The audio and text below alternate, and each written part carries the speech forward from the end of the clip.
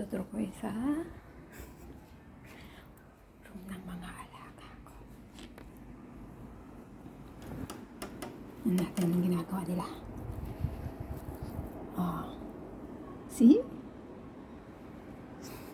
Bed ng daddy nila. Di ba, wow?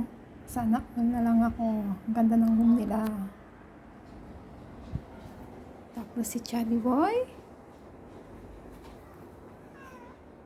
Oh, bakit? Problema mo? Problema ni Nana na yan. Asus. Antok ka pa. Tapos nandun yung mga bed nila. Sa window. Tapos binigyan din sila ng TV. Actually, TV ni amo ko lalaki. Tapos speaker niya. Pinaka-bet yung speaker niya. Diba? Papasana all ka na lang sa kanilang dalawa. Si Boda mo na walang room. Sila, dalawa meron.